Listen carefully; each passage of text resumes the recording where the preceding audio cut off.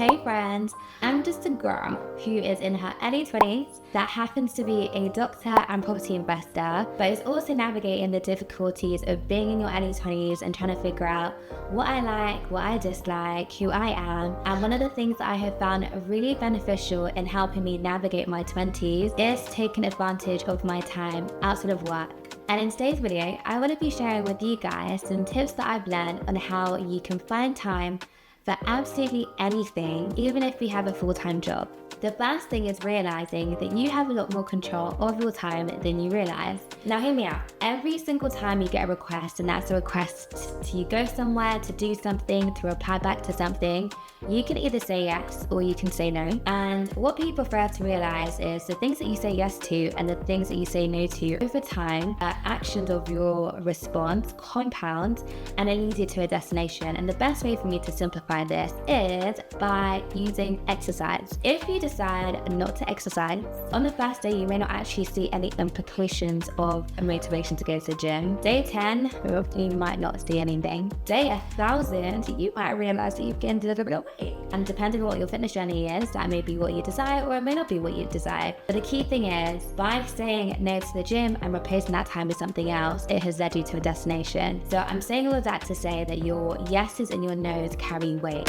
If you don't want to do something, if it's not beneficial to you, if it doesn't make sense for you to do it in the moment, you can say no, and no one's going to hold you hostage because your time is your time. And if anything, people over time become respectful of your boundaries and they will realize that on Wednesday at 5 o'clock, if I call this person and they tell me that they're busy, you will realize after a while not to call you on Wednesday at 5 p.m. because they'll just automatically assume that you are busy. And so when you are deciding what things to commit to and what things to not commit to by saying no to them, always be mindful that whatever you choose to do, it must be in alignment with the thing that you actually care about. So if you are in that season of your life really passionate about going to the gym, then maybe going out with friends to have junk food might not be a priority. By saying no to things that are basically just clutter and things that are just in my schedule for the sake of, I actually have a lot more time for myself and a lot more time to do the things that I'm really passionate about. And there is a book called Deep Work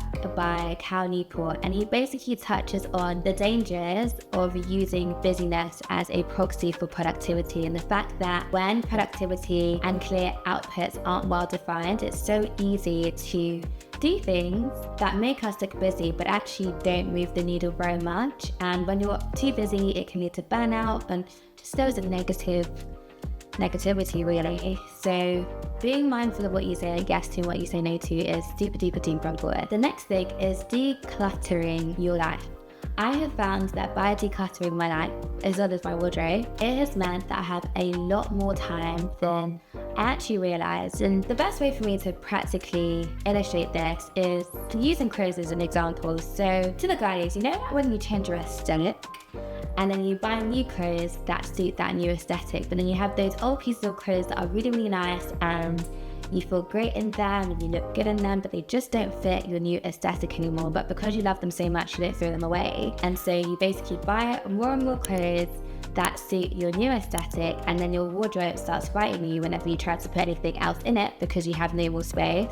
That is basically what happened when you do not declutter areas of your life. Like, we are humans, we are dynamic, we evolve, and when we enter into new seasons of our life, the things in our old seasons don't need to come with us. Like some people, some things, some habits, some hobbies, like they just need to go. And one of the things that I personally was guilty of was trying to accommodate things from my previous season in my new season, and I found like I just didn't have time for the things that actually mattered in the moment because I was trying to keep everything and everyone happy. And I realized that sometimes the same way you need to declutter your wardrobe, you need to declutter your life. You don't need 10,000 friends, you don't need 10,000 clothes, you don't need 10,000 hobbies. It's quality over quantity.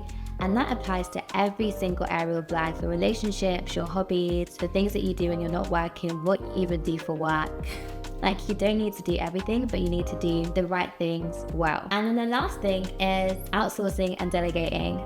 If anyone is watching this and is a firstborn child, let me know in the comments, because I feel like as firstborn kids, it is ingrained in us to do everything. Like, we are the person organizing the holiday, buying the groceries, supervising, making sure that the kids don't get run over when they cross the road, helping mum and dad, but also being your best friend to the younger siblings. Like, we wear loads of hats, and I think when we take that personality trait into the real world, it also means that we like to do everything. And one of the things that I learned, and it was actually a concept that I read in a book, I think it was Millionaire Fasting, I don't know, but I will find the book and I'll link it in the description box, was the importance of understanding your hourly rate.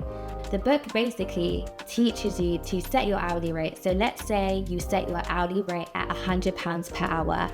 If there is a task that can be done for less than £100 per hour, you should get somebody else to do it. Like Nene Leach says, get somebody else to do it. Or was it Phaedra? I don't remember, but anyway, the idea is to get someone else to do it. Whereas if the task is worth more than £100 per hour, then you should do it. And the reason why this is important, the book stressed the idea that you should be spending your time doing high-level activities, which will in turn probably make you a lot more money and will allow you to utilize the skill sets and all the things that make people buzz when they're doing meaningful work, right? You could delegate the other tasks for somebody else to do.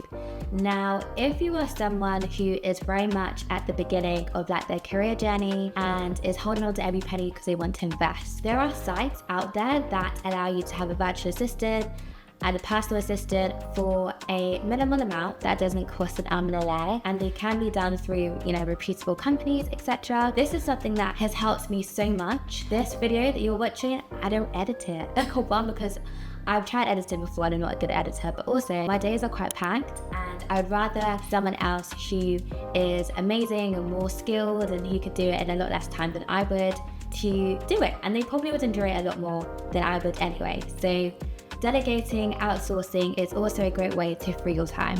So yeah, guys, those are the 3 things that have helped me to create time for everything despite having a full-time job. It'd be really interesting though to hear your take, and if you guys have any tips and tricks that I could also implement, then let me know in the comments. Otherwise, I will be linking other videos that I've made that I think you guys would enjoy, so definitely check those out, and I will see you in my next video. Have a lovely day. Bye.